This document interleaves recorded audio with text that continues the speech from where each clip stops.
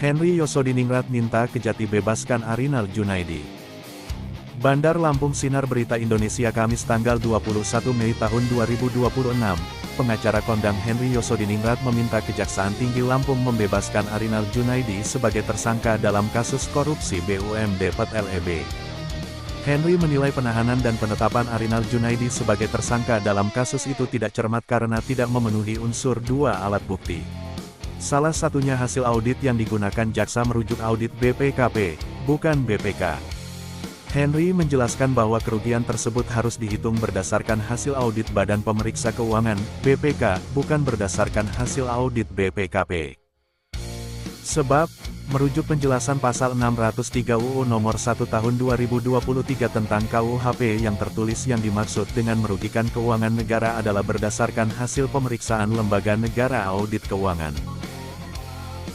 Jadi dimaksud dengan lembaga negara audit keuangan adalah BPK dan BPKP kedudukannya dalam konstitusi bukan lembaga negara, oleh karenanya hasil hitungan yang dibuat oleh BPKP tidak boleh dan tidak sah bila dijadikan sebagai alat bukti untuk menghitung adanya kerugian bagi keuangan negara atau keuangan daerah, kata Henry.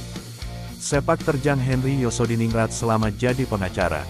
Henry Yosodiningrat sudah menangani sejumlah kasus yang melibatkan berbagai orang penting. Salah satunya ia pernah menjadi kuasa hukum dalam kasus penggelapan pajak yang dihadapkan kepada Komisaris Jenderal Pol. Susno 2J pada tahun 2010.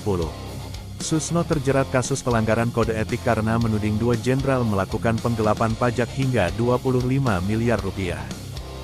Ia juga menjadi pihak pengacara dari dua terdakwa kasus unlawful killing Laskar FPI di KM50, yaitu Bribtu Fikri Ramadan dan Ibda M.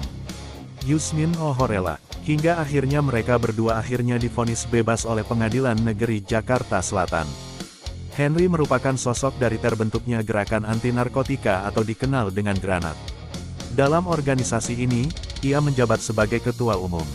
Diketahui Granat telah berdiri sejak tahun 1999, bersama dengan sejumlah tokoh pemberantasan narkoba lainnya.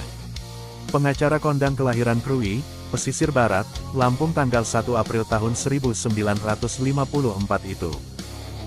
Juga pernah menjadi kuasa hukum dari Brigjen Hendra Kurniawan, Kombes Agus Nurpatria, dan AKP Irfan Widianto yang merupakan terdakwa kasus obstruction of justice dalam kasus pembunuhan Brigadir J. Bukan hanya menjadi kuasa hukum Brigjen Hendra CS, Henry juga menjadi kuasa hukum Irjen Teddy Minahasa dalam kasus dugaan narkoba. Tim Sinar Berita Indonesia melaporkan.